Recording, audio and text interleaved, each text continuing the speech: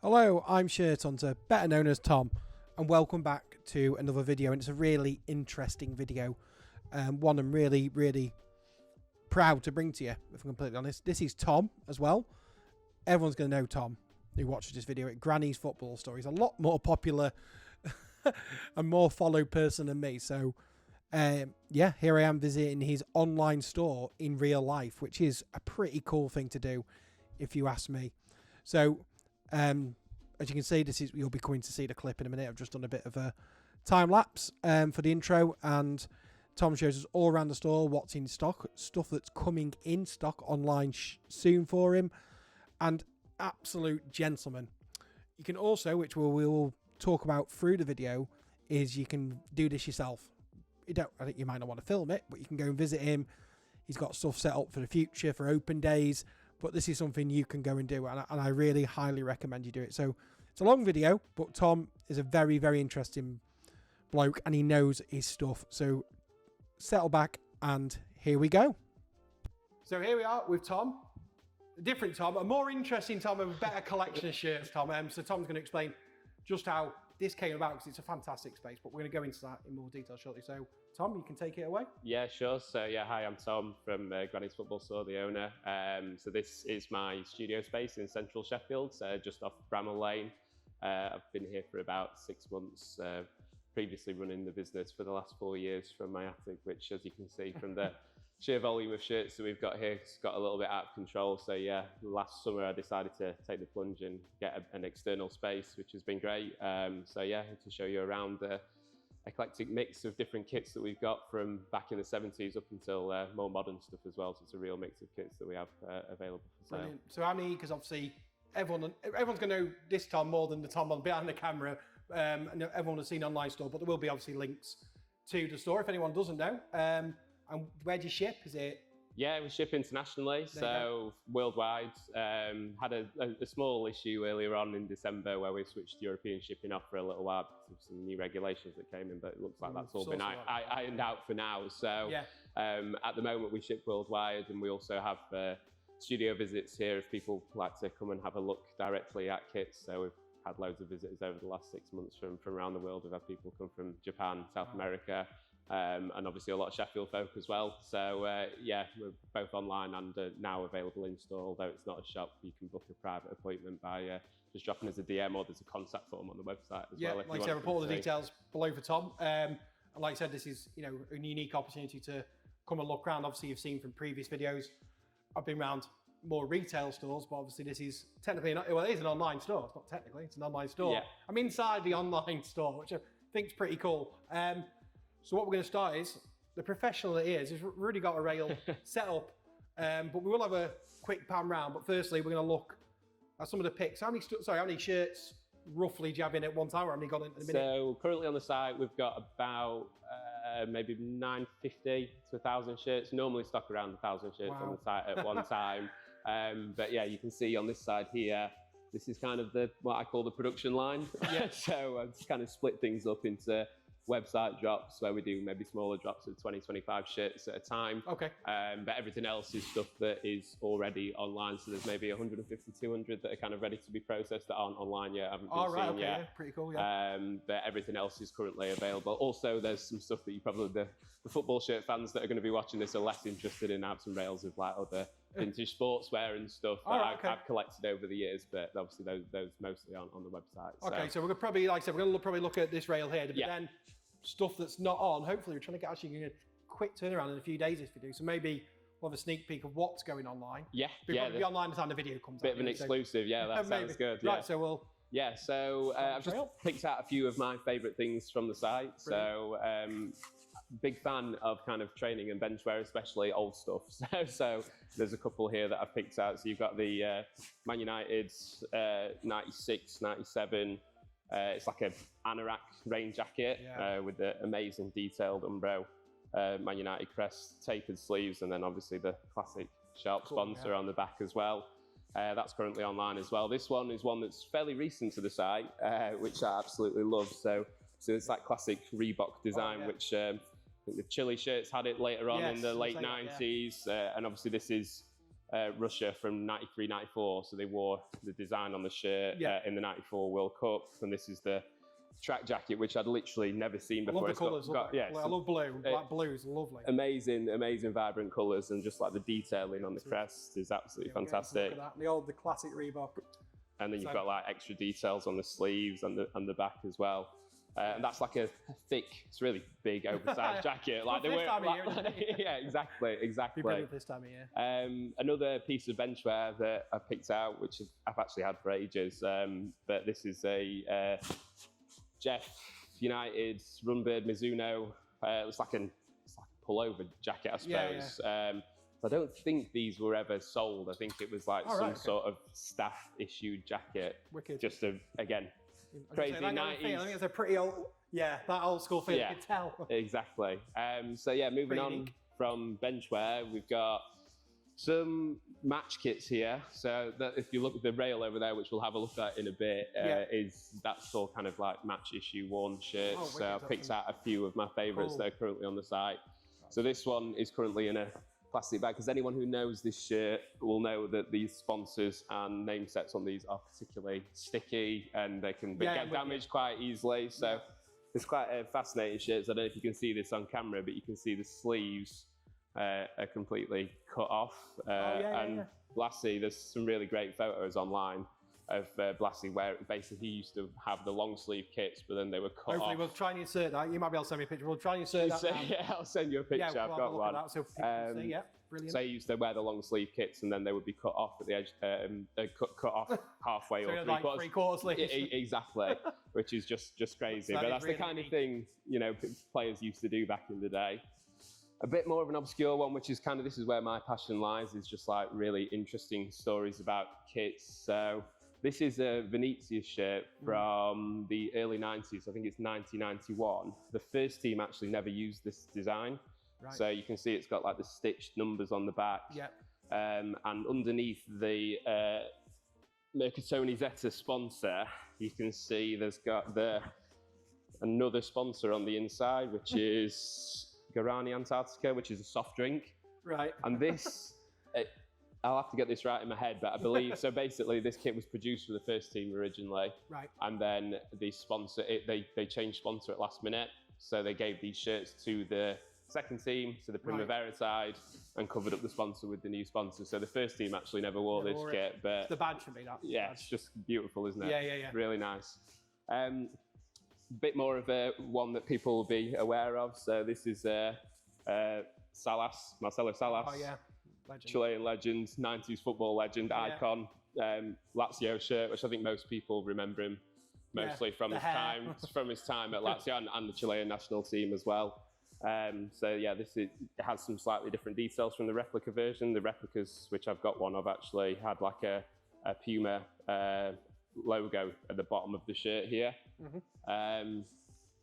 Again, a bit more obscure, but really cool shirt. This one is a Vicenza Calcio shirt from 97, 98, I believe, year after they won the Coppa Italia. It's nice. You see, it's got all the beautiful patch that was only used in 97. Yeah, it's literally, exactly. It's a really crazy shirt. And another one with a bit of a fascinating story is that they played in the European Cup Winners' Cup this year, and this is the names that they used in the Cup Winners' Cup without the lotto details, because they weren't allowed the lotto details on the name set. But I was a bit confused because obviously it's got the Italian league patch, so you'd assume it was used in the league. Yeah. But I did find some clips where they actually used this name set in the league as well, I believe against Empoli. So, So yeah, that's a really interesting one. It's on my favourite kits that we've got online. So yeah, moving on kind of from the match shirts, there's just a few here which I'll go through quickly. So just some absolute classics. So got AC Milan. Early 90s, I think 90 to 92. Also, that's before Trefoil. Yeah. Trefoil. Yeah. Came back. This is when it was the OG, exactly. No, that's cool again. Mid 80s. So this is an Eredue. So it's the brand that followed on from an Ere, which I think a lot of people associate with Napoli, Roma. Yeah. So they made an Eredue.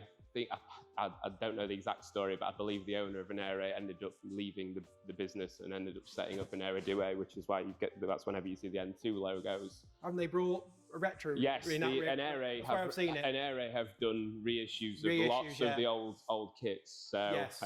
Yeah, beautiful shirts. And obviously, I don't know if you can pick it up on camera, but it's like the acrylic. Oh yeah. It's like, Christ, imagine playing. Yeah, exactly. don't know how. Well, I suppose they were worn probably in winter time. I think they had different versions, but I think they were worn probably throughout the season as well. A couple of others interesting. That's a late 90s Mets shirt from France. Like Derby County. Yeah, it does. I think Derby may have used this exact template, possibly, or a very similar one. Sleeves for me, yeah. Yeah, it does look like Derby County, doesn't it? But I think Robert Perez played in this side when they overachieved massively. I think they finished second in Ligue 1. Big fan of just an old school template as well. So we've got quite a few of these. They do tend to go really quickly, actually. I've had quite a lot in over the last few months, and they tend to get snapped up quite quickly. This is an All Sport goalkeeper's shirt from late 80s, and I think loads, because back then the goalkeepers would have agreements with different manufacturers, so that's why you see a lot of All Sport Rush shirts when the teams actually wore different branded kits. Right, yeah. So I think quite a few different teams, goalkeepers from big sides, wore this template back in the late 80s, early 90s. A couple of classics here, obviously. This is one that I think most people are very familiar with. Vibrant. I was never going to see that in real life. Yeah. This is 94 to 97 Brazil shirt, obviously. I think the cameras do not just on looking at it now. It's so bright. I don't think you realise much when you watch it on TV how bright that really was. Yeah. But obviously, cool. I mean, I think a lot of people. It's early Ronaldo years of Brazil, isn't it? So it's probably the kit detailing on that he wore first. There as well, actually. Yeah, that's cool. Stunning old school Umbro, one of my favourite manufacturers. And then again, a couple. This one's a really nice O'Neill piece. Unfortunately, the logo's completely come off, but it's no surprise really with the age of the shirt. I think this is like. I think I'll send this to Luke at Kit Launch. I think I might have actually already spoken to him about it. Yeah. I think I did discuss it with him. But yeah, so this is like 84. In fact, I've got it written down here. 83, 84. Wow. So really old shirt. It's in amazing condition, obviously, apart from the fact that just the O'Neill logo's come off. Still. Moving on to, there's a couple here from another one of my passions. As you can see, I'm wearing an old school South American kit. This is Union Española from Chile. But yeah, always had a bit of a fascination with some of the countries kind of that you don't see kits from every day. So we do have quite a wide variety of South American stuff. Yeah. So this is Vasco da Gama, late 90s Kappa, which is just, I mean, those late 90s Kappa kits, considering they went on to make skin-tight kits only a few years later, they went from kind of glorious, baggy, beautiful material to, in my opinion, not a big fan of the skin-tight stuff. The Roma lad as a kid, and believe it or not, I'd actually just about fit into it. But when I was a kid, the Roma one, I used to love them Roma kits, mainly because of Totti and Battistini. Yeah, exactly. Watching Italian football. And Italy in the early 2000s as well, iconic side, and I think that's what most people associate those. It's like, buy it. It's like, it's just fun to play. Yeah. Well, I gave one to my friend recently who has a very athletic build, unlike me, and he actually looks good in it. And he's one of the first people I've ever seen that's not a footballer that looks good in it. Well, I tried to play in it when I was a kid. I was like, this is not even. I mean, as a fashion item, but I don't think they're practical for amateur people to play in. There's another iconic South American one, still with its original tags from the mid-90s. So it's River Plate 94, I think.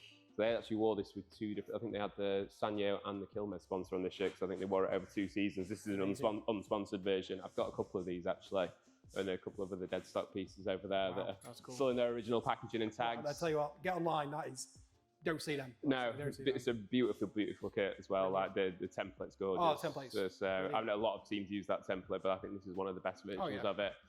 And then I thought I'd just show you as well some of the ABM reissues, because this was a project that I was particularly passionate about, because I collect, I think a lot of people know I collect ABM kits. So this is, again, an obscure Italian manufacturer who... people love to see this type of thing. Yeah, so Fiorentina, obviously most people associate it with the Baggio Fiorentina era, but also Torino when they won the Coppa Italia wore ABM as well. And there's, club which I've grown to know over the last few years, is that there's clubs literally from all over the planet that wore ABM that you potentially wouldn't have heard of, or you wouldn't have known that they wore those kits. So for example, the my most recent personal collection edition was a Beveren shirt, which was worn in 2003, 2004, which Belgian side.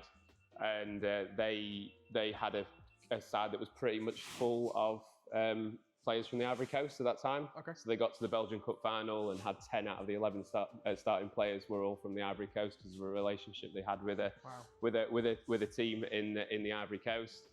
And so yeah, I worked with the guys at ABM to give them some of my original kits so that they could recreate some of the old kits. Wow. So I gave them, so there was more than this. I think there's 5 altogether. So these are the ones that ended up being remade from my original kits. So that's Pescara, 89-90, I think. Brescia, mid to late 90s. That's come from one of my original kits, which I've got a match worn one from. We've got Liers, again, crazy sponsor, and I just love the fact that they make the kits, the remakes, exactly how they were made during the 80s and 90s. So the materials are all the same, the details are all the same. They often see that. And then you've got Can, again, which I've just added the version of this to my personal collection with the other sponsor, which is absolutely iconic. And then finally, another really beautiful shirt, CSK Moscow. So these are all shirts that I have originals from that I kind of lent to the guys at ABM who took them back to Italy and then remade them. And now you can get. I've got stocked some of them, but they've made absolutely loads of them, different styles. I'm surprised you've not been on the Sweeper podcast. If you listen to Sweeper podcast, they're obscure football. Paul Watson, the Sweeper podcast. They love obscure football. Well, maybe that's the next one then. I'm sending that clip to them. That needs to get on. You need to you on. Yeah. I've been listening to it loads recently. I mean, that's literally the Sweeper podcast. Yeah. Well, that's where my passion lies, I suppose. So, you know, trick not getting you on, missing a trick. so the ABM stuff is just I've got like a collection of maybe 50, 60 kits in my own collection at home, which. I met the original founders, who are a lovely older couple from Parma, I think, in Italy. And I met them in Manchester, and we discussed kits and had someone kind of translating because they didn't speak very much English. And then they took my kits home, and it was great to kind of have a coffee with them and chat to them, especially because I've been so kind of passionate and have kind of gathered so much knowledge on their kits over the years as well. So that's so cool. I mean, people are going to love this depth. I mean, please thumbs up if you like this video. As I mentioned, I'm not a YouTuber. I put stuff on YouTube to enjoy it, but if you do like it, do give it a thumbs up. Push the video out, and this is really unique. So yeah, fantastic so far. Absolutely loving it. Great. So yeah, do you want to have a look? Yeah, we're going to have a tour around this section. So. This area here, which you can see is quite large, is all kind of where all the bench wear and so sweatshirts, tracksuits, stuff like that. So it's various different things. You've got some old school stuff still with the original tags. You've got some old school AC Milan. Let's see if there's any other ones, just quite a few. I was going to mention Bayern Munich because the classic football shirts have somehow managed to get an absolute... Have you not seen it? No. Yeah, last night I bought. I don't know where they've obviously got it from, but obviously they're the biggest in Europe. Yeah. In the world, whatever they are, but they put a mental amount on. I mean, it's one summer to. That's like 98. So they've got I've got have that, but about 165 quid on there. Well, it's 45. Yeah, look, there we go. 45 on the website. Classic football shirts. As fantastic as your range is. Granny's Football Store online. Yeah, so like stuff. That one. Yeah. Was that one they've got? This one, I think this is again like it's got quite a few marks on there, but it's a great old school bench coat, really thick. That's a 9 out of 10 on classic football shirts. It's all right. They're not going to buy me out. I'm not Alex. They're not going to buy me out and say what I want. So let's have a look. So various other little bits. That's a really nice one as well. Fleece line coat, which is from the R9 era. So that's like early 2000s, whilst he was mostly injured for those couple of seasons with his dodgy knees. Stuff like that. And we've got some full tracksuits and stuff as well. So that's a Lazio full tracksuit. The trousers are in there somewhere as well. So yeah, this is all bench wear. So this section, this is all on. Exactly. It says, this section. In this back corner, we have international kits on the top row. So all sorts of stuff on here. We've got some very old stuff, some more modern stuff. And is this the stuff that's online now? This is still all online now. Yeah. So this is like old school 86 to 90 Belgium shirt. Got loads of Italian stuff. So some really old school Italian kits. plenty. So we've got quite a few stuff with like random signatures on and stuff, which I tend to not like because. Oh, there's the Kappa stuff. Skin tight stuff. Yeah, exactly. There you go. Speak of the devil. This is exactly what we were talking about. Yeah. And this is probably one of my favourite international kits that we've got on the site at the moment. It's the CIS. So this is when the USSR were no longer allowed to compete after they dissolved. So they had to, I think for Euro 92, it's basically independent states that were part of the USSR competed in this shirt for Euro 92. So that's a really cool nice one. template as well. Yeah, it is a very, very nice old school template. And then on this bottom row, this is kind of like, we've got some like North American stuff. So it's just like, that's a nice one. So that's an Admiral Minnesota Kicks shirt. Lots of templates, which I was discussing with you before. So I'm a big fan of just a plain template. So we've got, let's see if we can pick out a nice one. A lot of the templates are kind of goalkeeper stuff, because obviously.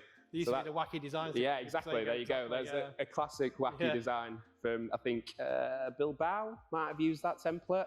So that's a really nice Kappa design. Padding on the arms. Exactly. Yeah, exactly. Which is just crazy. But considering what sports performance now, everything is lightweight, they wear skin short tight. sleeve, most keepers. Yeah, short sleeve, and it's all skin tight, really lightweight, weighs about 150 grams. Padding. No, these are padded, weigh about 500 grams. So sports science has certainly developed quite a lot over the years. There's a Nike template which was on people have watched a kit launch video, and it was one I wore at high school. I was in goal. Yeah, it was exactly the same template. Yeah, the same one I had. I've not seen that since. That would have been 2000, 98 to 2000. About 2000. Yeah.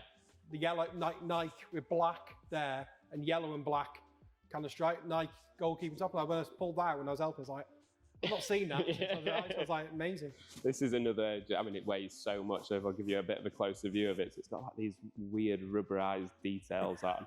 And then if you look at the number on the back, that's also like more than the shirts now. Super chunky. And I mean, the design looks like your nan's curtains. Same wavelength, that's it. So moving on, we'll go back round the other way, and then we'll have a look at the new stuff afterwards. So we're having a bit of a this is. I've wanted it to look as it's a great space. So as cool as possible. So I love kind of all old football memorabilia. So like I've got loads of like flags and scarves up. Few of which I do stock on the site. They're mostly for decoration, but I have got a few on the website. It's just a great space. I mean, it's just ideal.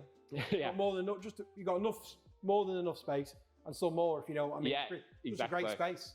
Exactly. No, like he's got 900 football shoes. Where the hell are these? This is about 5 times the size of the shop in Brussels at David.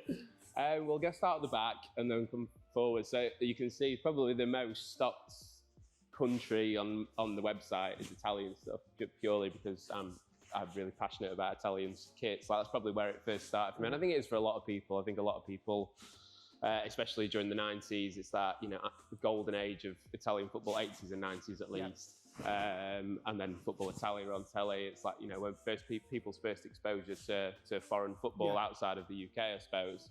So I've just always been really interested in Italian football as a whole, but all its exactly the same, great history, but also its crazy stories, its corruption, all stuff like that, which you just. I used to listen to the podcast Galazzo quite a lot, which is James Richardson and co, and just some of the stories from there, because obviously they were intrinsically linked in with the players and the staff, and some of the stories that they would tell was just. I was going to say, I've got one from the Sweeper podcast. I'm going to get this wrong now, and it's Como. Is it Monza? It's nearest to them. Yeah. Como put advertising on Monza buses of their shirt. Yeah. And then it's been like a big thing. That was on the Sweeper podcast as well. They got a lot of advertising here. They don't need it. Yeah. But that was another crazy thing, because they're big rivals, but now they're a league apart, I think, aren't they? Because Como have gone up. But, so the Italians, even now, still full of mad stories. Exactly. Yeah. No, it never ends in Italy. Even though maybe the standard of football isn't quite what it was before, there is still, there's just a great culture. I've been to Italy a lot of times and I went to my first ever international game in Siena with my dad when I was about 12. I went to see Siena versus Cagliari. And then I've been back. I went to Milan a couple of years ago with a few pals and went to the San Siro like everybody does, the standard football tourism Someone offered trip. me a ticket for that on one of my videos last year. I need to reply before it gets knocked down. It wasn't the greatest game of football. It was That's why Carl Walker's going now. It was Inter versus Hellas Verona, and Hellas were towards the bottom of the league at the time. It was a 1-0 win, but the atmosphere was just you just don't get atmospheres like that in England. It's very different. Like a lot of the fans. We were stood above where all the ultras are, just like the touristy bit where you can kind of get a ticket anywhere is just above there, and they don't even watch the game. You know, they're just chanting, turning around the other way. Hopefully, I can get. Yeah. No, person's being. If you're watching it, DM me. So speaking of, I'm sure we've got some Inter kits in here somewhere. Although they are very popular Inter kits, exactly. So they tend to go off the site quite quickly. A lot of collectors on X. I see them there. Everyone's. I forgot there's one lad who I think he's got like a tick list and loves Inter shirts. That's a really nice Inter kit from the Mourinho years. So that's the year that they won the treble, I believe. But it's an interesting one because I know a lot of people are kind of wouldn't want this on the back of their shirt. But it's got a legend name set, so it's got Bergoma's name set and signature on the back. But yeah, all sorts of different Italian kits and lots of Juve stuff. Napoli, dropping that. Really nice, that's as we were discussing earlier. Yeah, exactly, yeah. An Aire with the classic Mars sponsor with the stitched numbers on the back.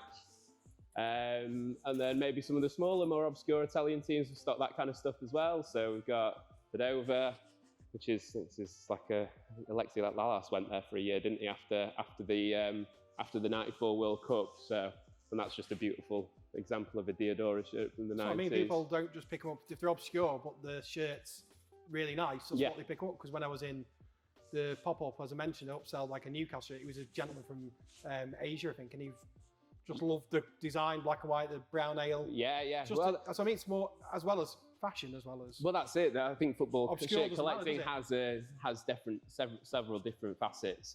People are into it for fashion pieces, like you just mentioned, because they are cool. They're just people love old school designs. People love fashion from the '90s, and they are becoming kind of a bit of a staple of modern day fashion. Throwback stuff, which is what you see with all the big manufacturers, are now remaking a lot of that old stuff because it's popular. But then you've got people who are interested in the history and the stories behind it, and then you've got fans of football clubs, people who just love their team or love football. So collecting, as I know myself, because I spend far too much of my own money on my own kits, has several different elements that I think bring people towards this kind of niche. People have a way, niche. They have a way of collecting. That's why I'm liking. I mean, I'm more. Because I've kind of missed the boat with the old stuff. Yeah. I'm trying to keep an eye on new stuff in 20 years' time. Yeah. And that's kind of hard. I mean, a lot of people might do that, picking new stuff and go, will that be a future classic? Yeah. That's kind of well, it'll be interesting to see, won't it? It'll be interesting to see, like, if it has the same sort of way of thinking in people's minds, that are the shirts that are around now or over the last 10 years going to give people the same sort of nostalgia in 20 years, or it was the 90s because of the first commercialisation. Exactly. Was that the golden age again, mightn't it? Exactly. In 20 years' time, I might come round again and go, oh God, they don't make kits like this still. Back in 2025. So yeah, that's a really nice one as well. Mid-80s Kappa Roma. So yeah, Italian stuff, got loads of it. Some more cheaper, obscure stuff from more recent years. Got stuff like lovely Gilardino shirt from his time at Spezia, still with its original tags. They have some cool shirts. Yeah. Even modern ones. They had that. I've got the crazy yellow, red, all the multicolours. The yellow one. Yeah. Is it Apodee? Oh yeah. No, I know the one that you're talking about. So I'm thinking that might be crazy in 20 years' time. Someone might want it. Bottom shelf here, bottom rack, we've got, this is kind of a mix. It's countries that I maybe have less shirts from, so don't get that much Spanish stuff in, but I have got a few. Quite the Real Madrid one. I love that name set. So yeah, we've got some. Well, that's actually a leisure shirt. So it's a leisure Beckham shirt that was released as part of a range when Beck's first signed in Madrid. Yeah, that name set's still cool though. That name set. And then got a few Madrid shirts. So that's a really nice one from, again, more modern years. I think that's 12, 13. Maybe. In the last video, I've gone from really Spanish to not. Yeah. That's good. That's what you want, variety. Exactly, great. So then further down the line here, we've got a few French kits. So don't get a huge amount. I love French kits, but I just don't get a huge amount of them. That's a really nice Oh yeah. Monaco shirt from the 80s. Nice. Beautiful, the Coxmore Teeth, who have, on topic, just gone bust, haven't they? So they've literally, in the last couple of days, gone bust. And I think any kit deals they've got with current clubs have been ceased. So they literally will not be making kits anymore. Unless somebody comes in, I saw somebody say Mike Ashley might come in and give them the Mike Ashley rebrand. Yeah, obviously I'm not a massive fan of PSG kits. I shouldn't say that because I sell some of them on the site, but, it's a nice-ish kit. But yeah, but I prefer all the other the new stuff with Jordan and oh god, yeah, Jordan. What about the Versace one? Was it the Versace? Yeah, they've done all sorts of collabs. They've become exactly what the epitome of what they want to be. Yeah, exactly what it is now, where it's more about status and fashion than it is about actually the kits. So yeah, because I think on when they had Mary Earp, she got that Versace one because it's more the fashion piece from there. But I think it's quite hard to get hold of now. But that's the thing, you see. Talking about stuff that's going to be there, they are going to be there. Yeah. Much as the design's not. Yeah. You've got that Versace one, you keep that 20 years. There's no way that's going to go down. No, exactly. And the Jordan stuff, but. And then this is kind of like other European clubs. Oliver Solskjaer, Besiktas. So. Relevant. So we've got Panathinaikos shirt, this is a more modern shirt, but I love green. Green's my favourite colour on a kit. So this is just a really nice example of a more modern Adidas shirt. Yeah, it's beautiful. So yeah, we've got a few different bits and bobs in here. Max. That's really, really nice. Again, same template that we were talking about before, 93, 94 Reebok from the Russia. Yeah, it's like they put the actual logo. Yeah, the logo on there. I've not seen that. No. Yeah, it's a really nice kit with big, crazy sponsors like they often had in the 90s. So yeah, so moving on from there, then this kind of top rail here is half English, half German. So we have quite, not as much as, because again, I'm more interested in kits from elsewhere. And I suppose I try and stock as much stuff that I'm interested in as well as what other people are interested in. It must be so hard what to stock. I couldn't imagine, like, you said how hard it is to build a collection yourself. Yeah. But then you're thinking, well, I like that stuff, but then I've got to sell to exactly. It's not always about what I want as well. Exactly, but it's a hard... It can be challenging, especially because I'm a collector at heart. So do you try and like to stock in? You're trying to get something from everything. Is that the ethos that I have is that there are football shirts for everyone that's interested in football. So I don't want to just exclusively sell 90s classics or 80s classics that are an arm and a leg that are inaccessible to a lot of people. I want to be able to have shirts that kind of any Tom, Dick and Harry can from all the way up, budget-wise, all the way up. Exactly. So you'll have kits. I sell kits from 10, 15 quid. I try and have kids kits, try and have training wear, modern stuff, older stuff. So yeah, it's a real big mix. But German stuff, I do really like German kits. But again, they are quite popular. So whenever I get kind of nice old German shirts, and they do tend to go straight out the door. Obviously, the obvious door. That's a really nice Borussia Mönchengladbach shirt, which is just, crazy. The design, badge, and then these wild, kind of clown-esque collars, so there's quite a few German bits on there, loads of buying stuff, because obviously buying kits are hugely, massively overproduced, so there tends to be a lot of buying kits floating about. The Oktoberfest shirts, so they're the new thing, aren't they? Let's have a look where... I'm sure you've got an Oktoberfest one. Yes, yeah. So that's the thing, innit? That's their new thing. Yeah. Every year. So that's it's a beautiful kit, old school 90s, and they're fairly cheap because they're easily accessible. Like, so for a 90s shirt, for example, this is on the site for 75 quid. This one, which is from 93, 95, is on the site for 50 quid. So like in terms of collectability from an accessibility point of view, I think buying shirts, because aesthetically they're lovely, but there's just a lot of them around, so you can pick them up a lot cheaper. And that's interesting for people. Sorry, stop. That's interesting for people to know. Yeah. Because I don't know what classic shirts like buying. Well, they're easy to get. Or So what would you say is one of the hardest to get from 90s? German sides or just in general. Yeah, it's interesting. Well, I suppose the more obscure, the more difficult. Like big clubs, you'll tend to find there's a lot more of them about because they were sold a lot more. Yeah. So it's the smaller clubs, and a lot of clubs maybe. So for example, why City's 90s shirts are so collectible and pricey, a lot of them, is because they weren't this huge club, this mammoth club back then. Yeah, exactly. So you had less produced. So less produced, less sold. So you see a lot of there's that one that the Gallagher's made famous. I can't remember which Gallagher wore it, but the white City away shirt, which just right. I don't, you know. I was going to say the remake from this year. Yeah, because that was Brother, wasn't it? Yellow. Yeah, the Brother bright ones. green. Yeah, exactly. So in terms of an old school kit, like that City shirt goes for definitely. I've never had one. I've never seen one, to be honest. I've seen them online, but that's what I'm trying to get to. That's it. That's what I mean. So something like that. Yeah, that's exactly the kind of thing where maybe that they were more obscure, but now they're more of a status club and more people, you know, more collectability. So I suppose, yeah, that's the kind of thing that people look for. Whereas, you know, a Man United, you could go and buy any Man United shirt from the 90s on eBay now. You know, exactly, they would be there every single shirt because of the amount that they will have sold at the time. So they're not hard to come across. Obviously, it doesn't mean that their value is necessarily less, but there's a lot of them about. So you could get any Man United shirt from the 90s fairly easily. I was going to say recently, because classic football shirts, you know, the Hearts, it was white with the old school badge. You see, because originally people were complaining on X was reading about it is because that was meant as like a special release. So got it on special release. Now classic football shirts have got it. That's what I'm saying, that diminishes. So I've got that now because I was thinking it's only going to be a small run. 20 years time, as we keep saying.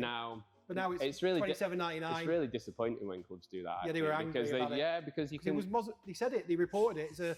I have got a shirt that is from a genuinely limited release, which they didn't make more of, which is surprising considering it's Napoli. But you know, obviously Napoli used to make kits.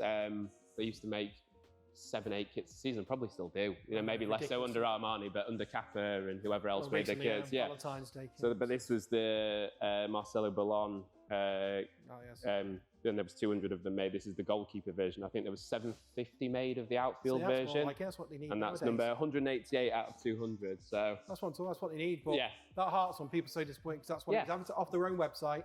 I got it from that. And now it's pointless now. We're about a tenner in about 10 years' time. But yeah, so English shirts, I think loads. I've got, I'm a Sheffield Wednesday fan, but there's quite a lot of Sheffield United shirts in here as well. But right next to the ground as well.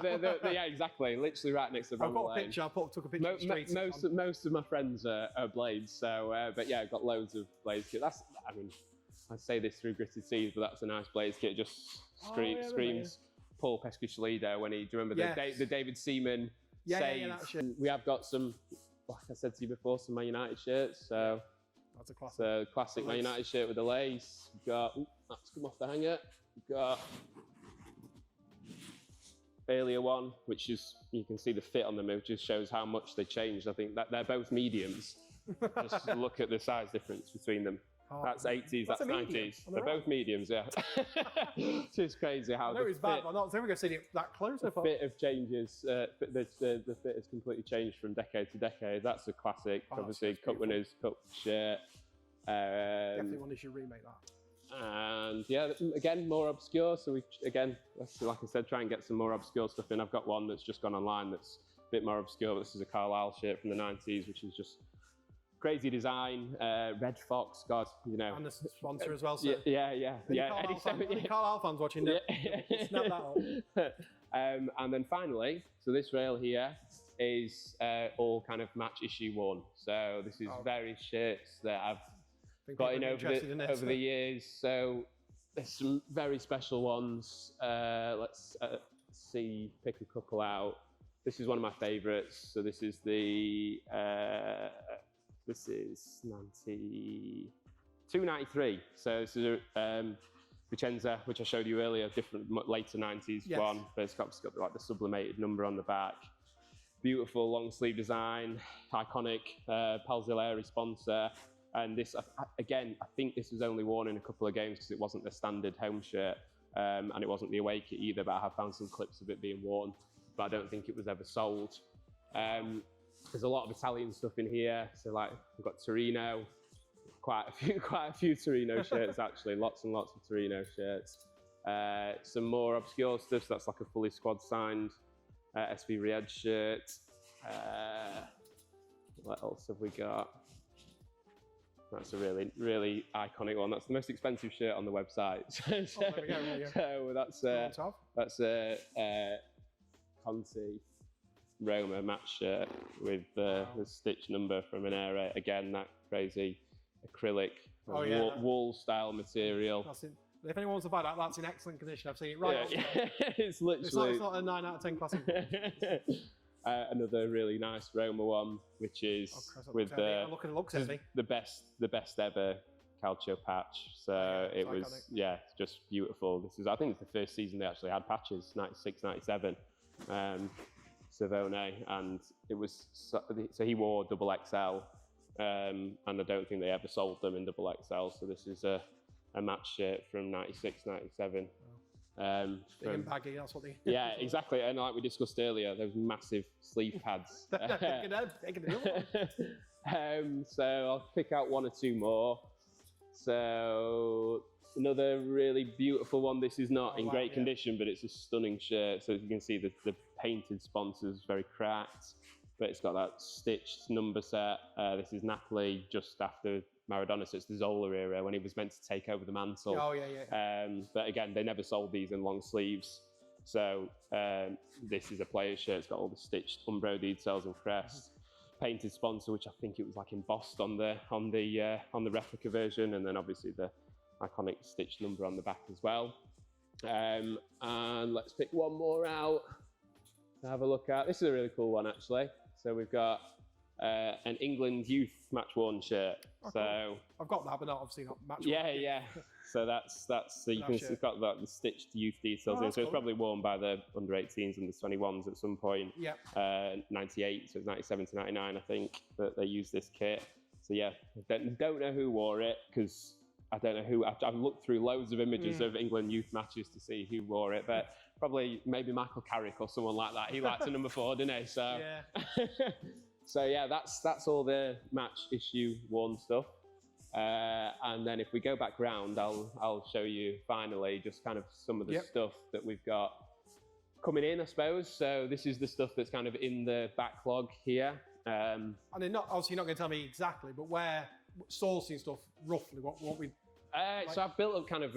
So my story, I when I was about 16, I started selling secondhand clothes because I didn't have a job and I needed to earn some extra money. So I used to go around charity shops, and then eventually I had a previous business selling kind of vintage sportswear and stuff. So like Adidas track tops, old school Nike stuff, etc., etc. And kind of like built up some connections, and then. But I realised I wasn't very fashionable and wasn't really interested in fashion that much. So I was just much more interested in history and football. And then eventually decided that I wanted to kind of continue because I love thrifting. I love going out and finding stuff. I love finding gems and for my own collection and to provide to other people. So I need to watch some of the videos, previous videos, shirt hunting. Yeah, exactly. So because a lot of. I'll show I'll show you a clip in a minute of one I found. Anyway, this Figo shirt. There's someone I'll have to show you. People have seen it in the previous video. That was I went to Lyon. That's the other place. Lyon, but the charity shop there. But like you said, that's where European charity shops is. God. I mean, in the UK now, you'll struggle. I mean, I found some stuff in charity shops in kilo sales, stuff like that, but very little. But I still love going out and doing it. So like I'll go, and that was this perfect Saturday morning for me, going and having a rummage round and finding stuff. But then I've built up kind of a network of contacts and suppliers that you've got good relationships with, that you help each other out with, and so that's kind of where it all starts. So I think a lot of people ask that, and it's obviously like. Oh yeah, I'm not going to say Luke doesn't say you're not going to say this is the person that I get this from, and lose your business. But here's his phone number. But it's just I've seen the big boxes Luke's had. When he comes in, I was like, it's crazy, and it's class. It's like Christmas as a football shirt fan when you get a big box of stuff. That's why I loved it, because I like the world, but I'm not worked in a shop or seen anything. When going through the stuff and I set the store up in Girona, I was like. Look at this. Come on, Tom, we need to put them on the shelves. So Well, that's the problem for me is every time I get some new stock in, I've just got to I struggle with saying, I'm going to sell that, because obviously there's so much stuff that I get in. I'm like, I'd love to keep that. But have to pay my bills and feed myself at the end of the day. So I have to make sure that there's enough money coming in to kind of not be. But it's a cool world, is what I'm trying to say. Exactly. Because like I said, not people will get to see this. Actually, that's wrong. People will get to see it. Details will be below and on the website. To come and see this all yourself. Exactly. That's why it's quite a unique thing to come and see and to put online. But also, this isn't just like I worked in the shop. You can't do that, but people can do this, see it online as well. So, 100%. And that's we discussed it earlier, but that's one of the things. It's part of the reason I took on the space here is that the online world. it's great, and it's great for connecting people, and I've made friends all over the world from doing this. But the reality is that, you know, having that interaction with people and having people come into the studio and speaking, and other people that are passionate about football and history, and having those conversations is what really makes me want to get out of bed in the morning. So having the opportunity to have people come to visit and come and have a look at the shirts and shout about kits is really why I did this. So, you know, fingers crossed, you know, I need to put some more time and effort into putting on. I'm going to put on some open days, hopefully, over the next few months, so people can come on a dedicated day and just come hang out, come play darts. We've got a darts board over there. We've got a reading corner around the side, with just got loads of old football books, kit stuff, old programs that I've collected and read over the years. So yeah, that's kind of the plan over the next few months, is dedicate some more time into putting on some events and getting people in the door and coming and having a chat. Exactly, that's what I try to do. These type of things is it's hard to get, and like I said, I'm not going to be the next YouTuber, but matchday vlogs, everyone's seen them, they're great. But then I'll try to bring something different, and hopefully people have enjoyed it. So we're on the. This is the not online stuff. So this is stuff that's so hopefully, because it's been for one record, which we're quite good at. We've done really well there. So this should be on quite easy to edit and put on the next few days. So make sure to keep. I'll pick out just a few, because I know we've gone through a lot of stuff already. But like this is the kind of thing that is just absolutely mental. So I know this is a wool coat, and everyone's probably thinking, why? It's on the other day. Yeah, I shared it on Twitter, on X. Sorry. So this is so it's Carlo Pignatelli who made the staff issue kind of like wool coats and shirts and ties for Juve, and I think probably maybe some other clubs as well. But on the inside of the tag, you've got written Pizzotti. So that was Lippi's number 2 at the time, between 94 and 97. So it's very likely that this coat was tailored up for him. So God knows what to price that at. But anyway, so yeah, just a few other bits and bobs. This is a Lazio shirt from obviously the Gazzi years. This is the basic fan version, which they sold in Italy, so you can tell the Umbro tag's slightly different, which has got fully sublimated details. So I think the version they sold in store that was more expensive had like an embossed sponsor and stitched crest and stuff like that, whereas this is the cheaper fan version that was more accessible at the time. That's coming on the site in the next website drop.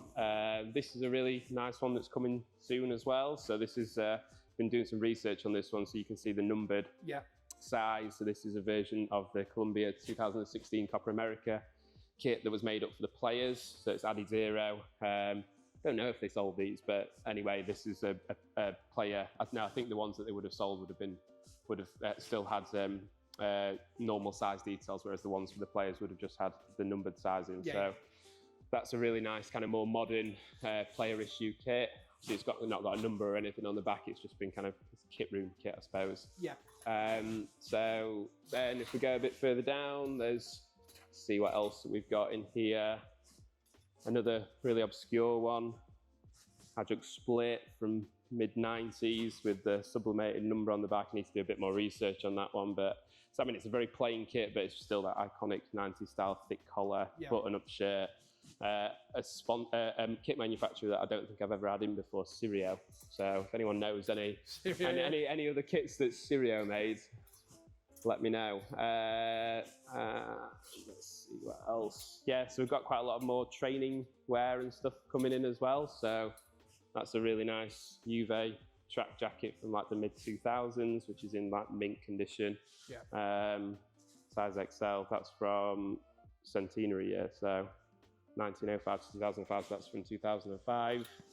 And we have got another Spanish kit up here, which I've just remembered about, which will add to my limited Spanish collection. So that's Real Oviedo, 97, 98. Again, just screams. The badge as well. 90s. Yeah, really, really interesting badge. You know, thick, like felt material on the outside, stitched on. And again, another manufacturer that I've never had in before this shirt, Jaluve. So yeah, Luke, I suppose Luca kit one. Spanish expert now. So yeah, I guess that brings it to a close in terms of the stuff we've got coming up. There's loads. I've probably got about 150 kits. I was hoping actually got like 10 really exciting kits that are coming up that were meant to be delivered yesterday, but they've been delayed until Monday. I was going to give you an exclusive on those, but you'll have to That's the post for you. Give us a follow on socials, and you'll be able to see. So that's what I was going to lead on to just to finish the video. So where can we find your stuff? Obviously, we'll put links, but yeah. So granniesfootballstore.com is the website. So if you're on X, it's Granny's Football. On Instagram, Granny's Football Store. And Facebook as well, although we just kind of repost everything from Facebook, from Instagram onto Facebook. We don't use it really. I've took up far too much of your time, and there's a match day on at Sheffield United, so the van might be stopped. So we're on the road, we might be closed. Anyway, thanks for your time. Really appreciate it. Mate. And yeah, we'll catch you on the next one. Hopefully something as interesting as this. Over and out.